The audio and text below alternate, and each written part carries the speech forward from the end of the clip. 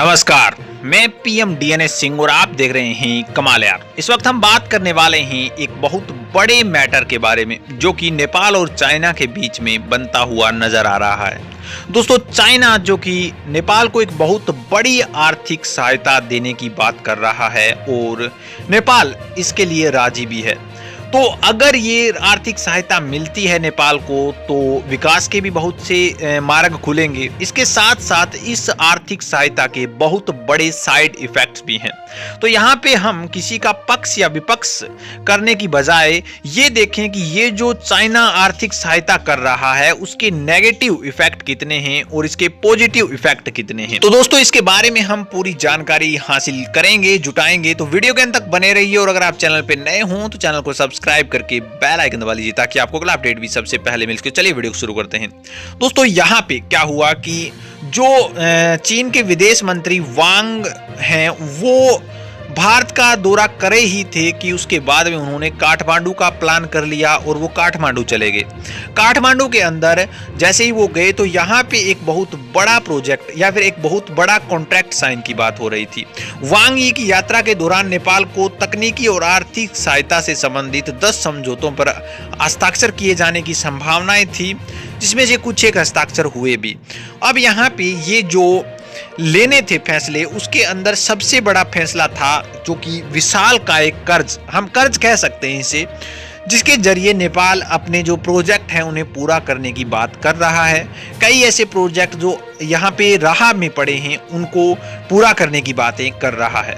जहाँ पे अगर बात करें उन प्रोजेक्ट को पूरा करने की तो एक बहुत बढ़िया सोच कह सकते हैं। नेपाल के लिए ये बहुत बड़ा मार्ग हो सकता है। यहाँ पे कर्ज लेकर इन सभी कामों को कंप्लीट किया जाए और जिसके जरिए बाद में जिस पर्पज से ये प्रोजेक्ट जो बनाए जा रहे हैं उनका वो जो मेन पर्पज है वो कंप्लीट हो सके। तो यहाँ तक हम कह सकते हैं कि ये विकल्प एकदम सही है। अगर आपके पास अभी पैसा नहीं है तो आप अपने काम को बंद मत कीजिए और इसके जरिए अगर कोई सहायता दे रहा है कर्ज के तौर पर भी तो भी ले लेना ठीक है। लेकिन दोस्तों, चाइना की पॉलिसी के बारे में अगर देखा जाए तो कहीं न कहीं बहुत बड़ा गलत भी है। और मैं अगर बात करूं यहाँ पे जब चीन के विदेश मंत्री वांग यी की काठमांडू यात्रा थी, उससे पहले नेपाल के अर्थशास्त्री ने कहा था कि हिमालय राष्ट्र को बीजिंग से कर्ज स्वीकार करने में बहुत ज्यादा सतर्क रहना चाहिए।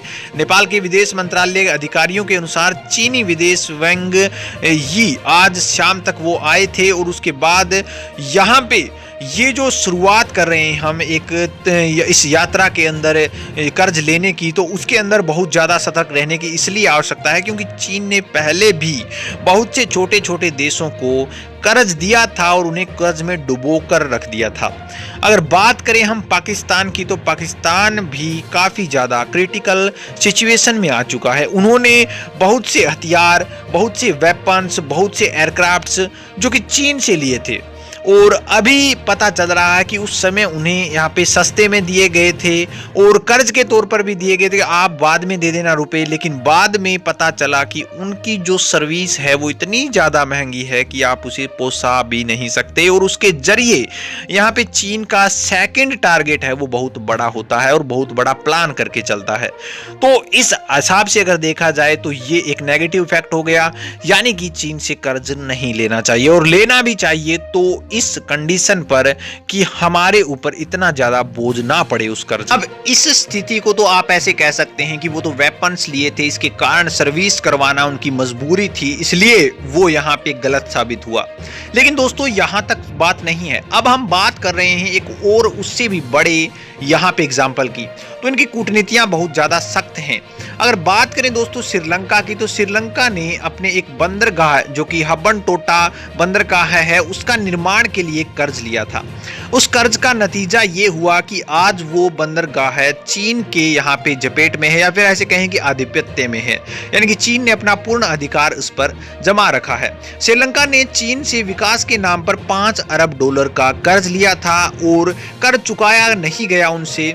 तब उन्होंने मोहलत मांगी। जब मोहलत मांगी तो चीन ने इनकार कर दिया और जिससे श्रीलंका में भूखमरी की स्थिति उत्पन्न हो गई और श्रीलंका के लोग भारत भागकर आ रहे हैं। ये एक बहुत बड़ी क्रिटिकल सिचुएशन है। तो दोस्तों कहीं न कहीं इनकी कूटनीतियों को जानना बहुत ज्यादा आवश्यक है नेपाल को कर्ज लेने से पहले। कहीं ऐसा ना हो कि आप आने वाले समय में, जैसे ये लिमिट बहुत कम रखते हैं, तो उस लिमिट के अंदर आप अगर इनके कर्ज को वापस नहीं करेंगे तो कहीं न कहीं ये आधिपत्य जमाने की सोचेंगे, तो ऐसे में ये गलत भी हो जाता है। अब दोस्तों इसके साइड इफेक्ट भी हमने बताए हैं और इसके पॉजिटिव इफेक्ट भी हमने बताए हैं। दोनों में से आपको कौन से ज्यादा इफेक्टिव लग रहे हैं वो अपने विचार कमेंट सेक्शन में जरूर लिखिए। चलिए आज के लिए इतना रखते हैं, आगे कोई नया अपडेट मिला फिर आपके सामने हाजिर होंगे। तो वीडियो को लाइक कीजिए, शेयर कीजिए और अगर आप चैनल पे नए हो तो चैनल को सब्सक्राइब करके बेल आइकन दबा लीजिए ताकि आपको अगला अपडेट भी सबसे पहले मिल सके।